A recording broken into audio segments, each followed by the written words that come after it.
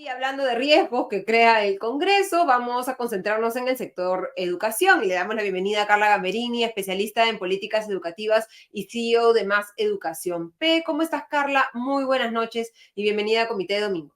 Hola, ¿qué tal, Ale? ¿Cómo estás? Buenas noches. A ver, hemos hablado de un dictamen aprobado por el Congreso que genera una serie de riesgos desde el lado de la institucionalidad del Perú y ahora vamos un poquito más atrás a la semana pasada, ¿no? Que fue el dictamen aprobado por el Congreso la semana pasada que también nos puso los pelos de punta y que plantea o obligaría a reponer a más de 14.000 profesores interinos que fueron cesados en el 2014. Cuéntanos un poco cuál es este proceso, por qué fueron cesados estos docentes y qué es lo que busca o qué efectos tendría este dictamen aprobado la semana pasada por el Congreso, que al parecer, hasta donde han informado algunos medios de comunicación, ya nos habría costado al menos una ministra de Educación. Sí, a ver, vamos a entender primero qué es un docente interino y efectivamente cómo llegó a enseñar en las aulas. Entonces, un docente interino son estos docentes que fueron contratados de manera temporal e incorporados a las aulas en un momento en que había ausencia de docentes que llenaran los espacios o las plazas para enseñar. Eso sucedió en el año 80, es decir, en 1984. Estamos hablando hace más de 30 años, hace casi 40 años, que efectivamente estos docentes fueron incorporados al sistema. Entonces, la necesidad existía, no es que no es que no hubiera la necesidad de tener docentes, entonces se les contrató. Ahora, se les contrató, se les incorporó al sistema sin necesidad de tener un título pedagógico, es decir, no tenían las credenciales académicas para poder ejercer el cargo y tampoco pasaron por ningún tipo de evaluación. Esto fue en 1984, por favor, hace más de 30 años. Ahora, ¿qué fue sucediendo en el Perú entre 1984 y hoy?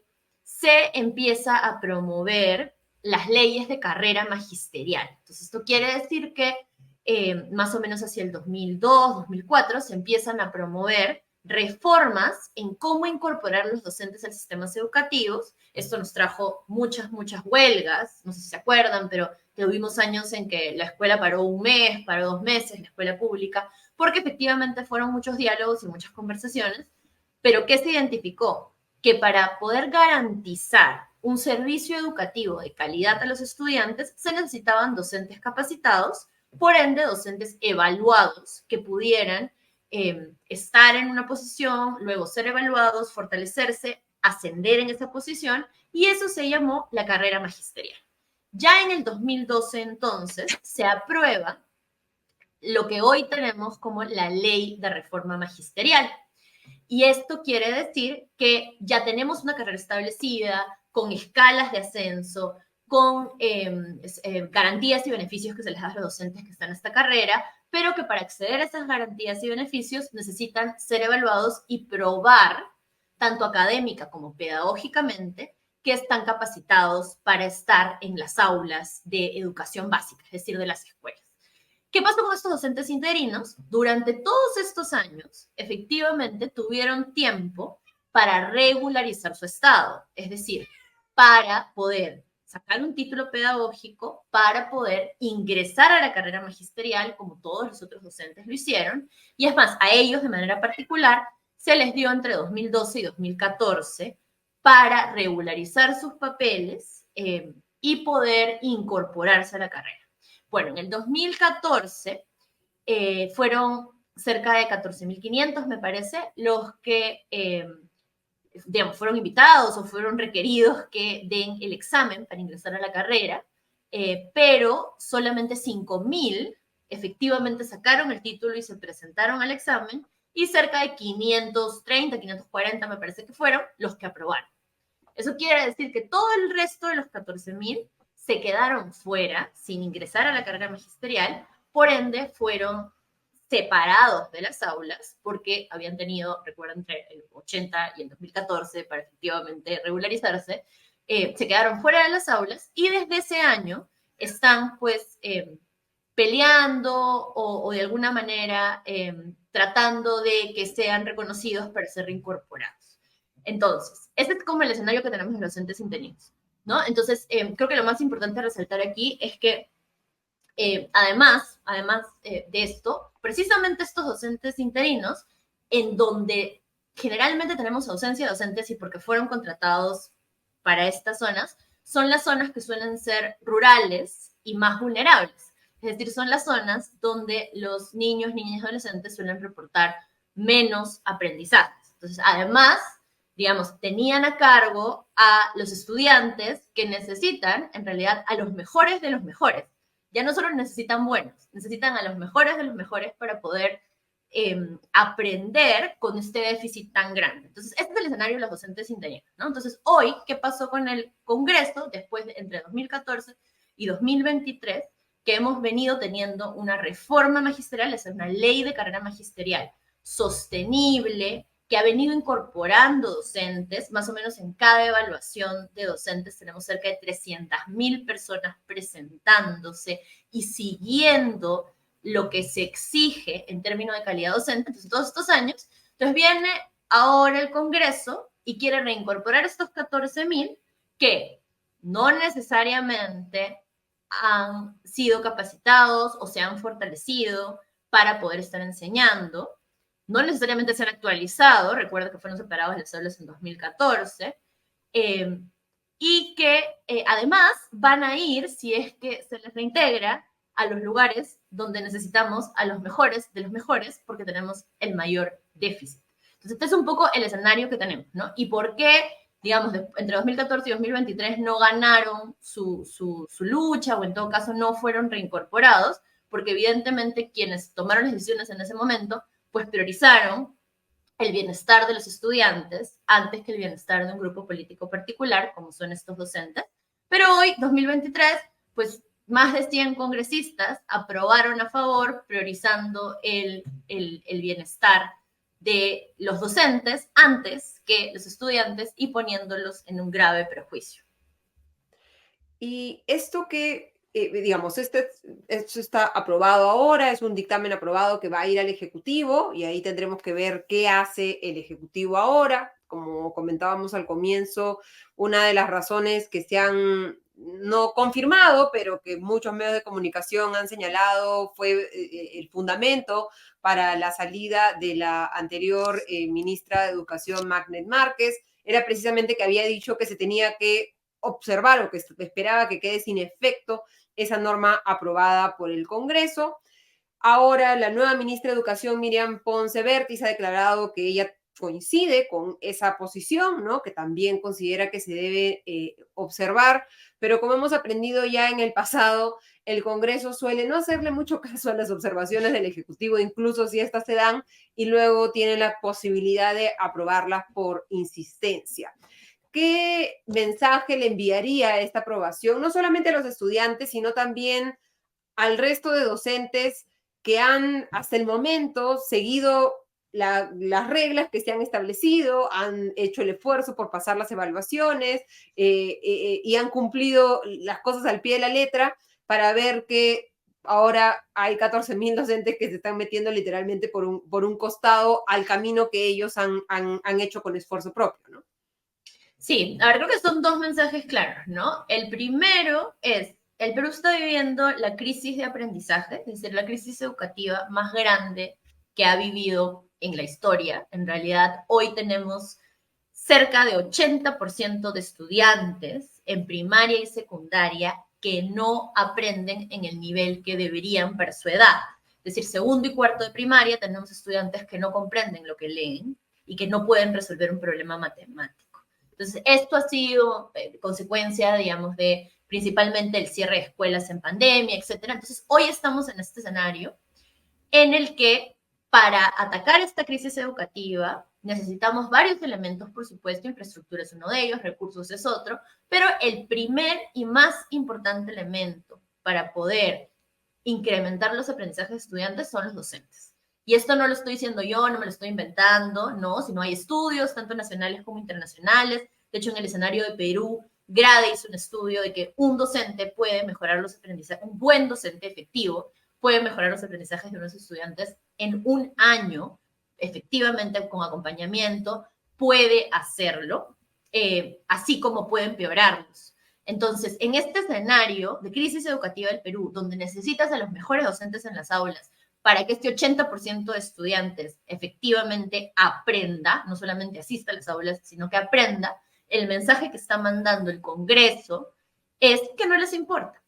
Es que básicamente estos aprendizajes de los estudiantes no son su prioridad, sino que su prioridad es pues concederle estos favores políticos a un grupo de docentes que probablemente los hayan apoyado en campaña y en sus estrategias políticas. Sin embargo, están entonces priorizando los intereses de un grupo particular de docentes sobre los intereses de cerca de 7 millones de estudiantes del país. Y esto puede parecer como, tal vez alguien pueda decir, ay, bueno, no aprenderán hoy día matemáticas y comunicación, los interinos ya van a salir rápido porque seguro son viejitos.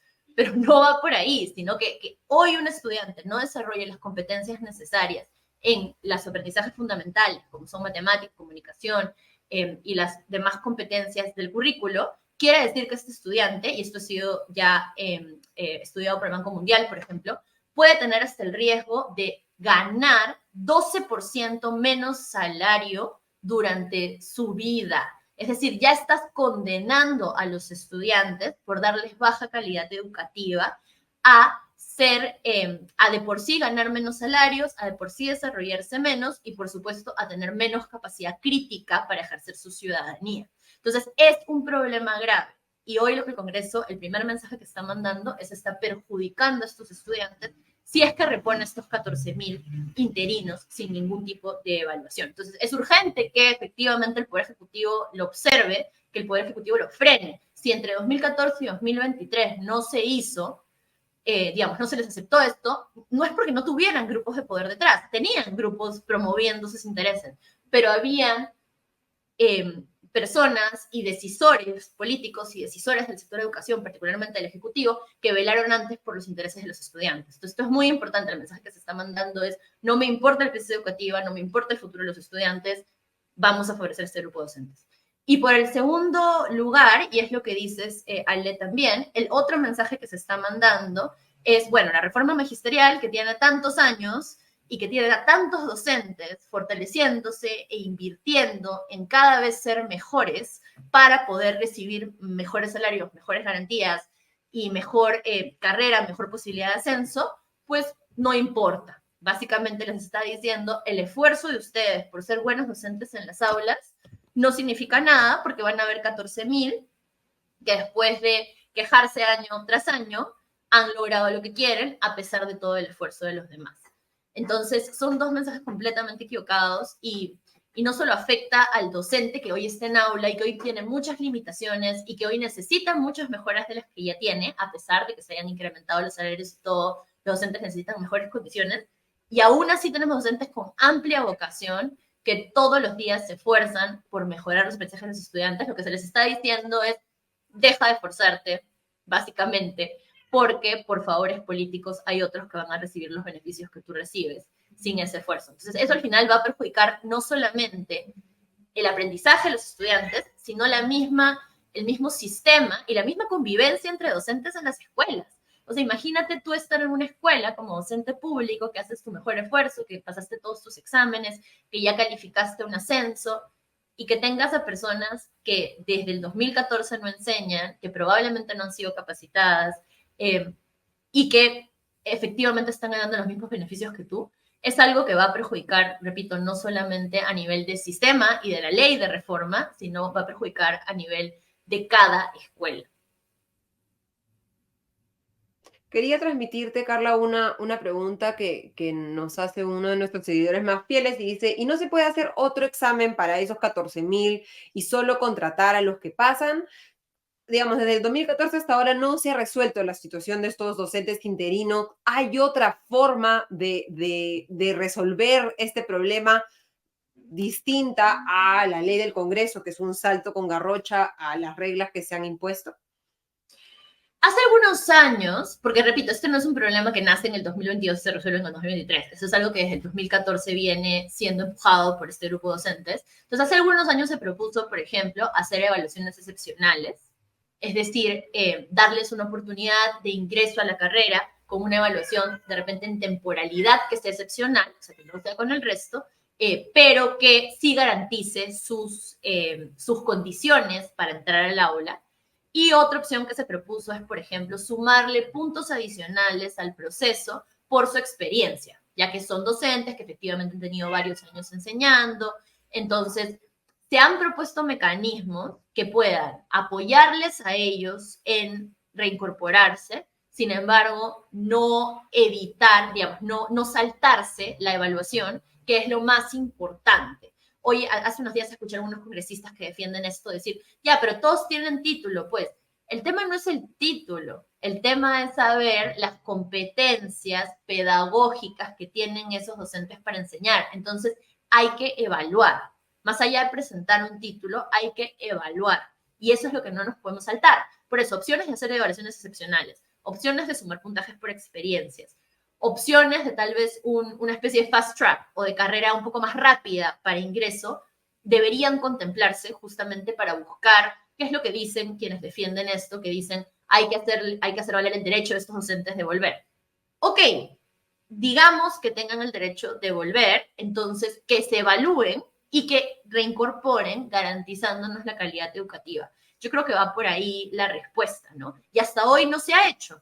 Entonces, como no se ha aceptado este tema de evaluaciones excepcionales o de puntos extras, etcétera, lo que ahora hacen es saltarse completamente el proceso de evaluación y poner en riesgo, pues, a cerca de 7 millones de estudiantes. Y aquí cabe recalcarlo, no es usualmente no es a los estudiantes que además hoy cuentan con más recursos, sino suelen ser estos docentes interinos quienes son enviados a las zonas más rurales y más vulnerables, donde además los estudiantes que ya tienen el mayor déficit de aprendizaje, lo único que van a hacer es incrementar mucho más su déficit de aprendizaje porque van a tener docentes que no nos garantizan calidad. Si muchos de este grupo de los 14.000 efectivamente pues ya se fortalecieron, ya llevaron programas de formación y ya tienen su título y todo, pues qué bien por ellos que pasen por la evaluación. Eso es todo lo que estamos diciendo. Y la evaluación es perfectible. Hemos hecho evaluaciones o hemos evaluado a la evaluación y su efectividad para ser este parteaguas entre los que pueden llegar a las aulas y los que no pueden llegar a las aulas. He visto durante los últimos días algunos expertos educativos que señalan que las evaluaciones al final son prueban mucho de memoria y no tanto de las capacidades que tienen de enseñanza los docentes. ¿Hay algo perfectible en las evaluaciones o ya hemos comprobado, digamos, que es la mejor solución para asegurar que los docentes tengan la capacidad de enseñarle a los alumnos?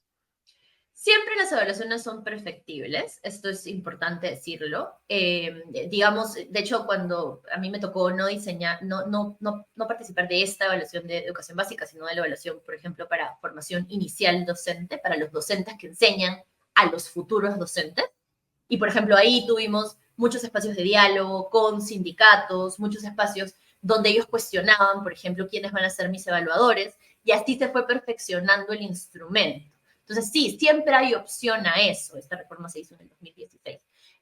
Siempre hay opción a eso y creo que esta evaluación también puede tener opción a ser perfectible y efectivamente enfocarse menos en conocimientos teóricos y más en competencia pedagógica, que es lo que tienes que hacer en el aula. Entonces, tal vez a tener más espacios para revisión de la clase misma, más espacios para que el docente sea evaluado en su capacidad de gestionar competencias socioemocionales con estudiantes. Hay un montón de nuevos requisitos para un docente efectivo que de hecho han salido post pandemia, que también deberíamos estar incorporando en este perfil ideal de docente. Sin embargo, dicho esto, que siempre es perfectible, hoy es el mejor mecanismo que tenemos. Y hoy, si la decisión es saltarse el mejor mecanismo que tenemos, no estamos avanzando hacia hacerla más perfectible, sino que estamos retrocediendo hacia garantizar menos y menos calidad. Entonces es importante verlo así, que algo sea perfectible no quiere decir que lo que tenemos hoy no funcione. Y aquí un poco en cifras, cabe decirlo, pre-pandemia, nuestras cifras en PISA, que es la evaluación de aprendizajes internacional, donde Perú se evalúa comparativamente con otros países, En PISA, durante un montón de años, estuvimos en último lugar y hacia PISA 2018 incrementamos efectivamente unos puntos, que fue unos puntos significativos, y esto estuvo muy correlacionado con que la ley de reforma magisterial empezó a ejercer y efectivamente salieron de las aulas los docentes que no pasaron evaluación. Entonces, recuerda, ellos salen en el 2014 y ya para 2018 las cifras de PISA empezaron a subir. Lamentablemente, 2020 pandemia nos perjudicó y han bajado muchísimo, pero ya hubo esa evidencia. Y que no solamente se debe al proceso de evaluación, sino también se debe a procesos de formación en servicio que los docentes han tenido, es decir, ellos han sido formados durante su ejercicio de docencia y han sido acompañados en el fortalecimiento de, por ejemplo, matemática, comunicación, inglés y varios programas estratégicos que hubo a nivel de ministerio. Pero entonces, todo es un conjunto, pero este conjunto tiene que comenzar con una evaluación de entrada que garantice las capacidades para que esta persona pues siga estos programas de fortalecimiento y efectivamente impacte en el aula, ¿no? Uno de los graves temas en el Perú es esto, es cuáles son las entradas para ser docente. Por ejemplo, ¿no? La formación inicial docente es algo que también tiene que perfeccionarse, es decir, los programas que forman hoy a quienes quieren ser docentes y luego la formación en servicio. Y por eso la evaluación es un elemento tan importante tanto para entrar a los programas de formación inicial como para entrar a la formación en servicio, que la ley de reforma magisterial es para entrar efectivamente al servicio. Entonces, que sea perfectible no quiere decir que nos la podamos saltar, porque lo que vamos a estar haciendo es retroceder en lugar de perfeccionar y mejorar.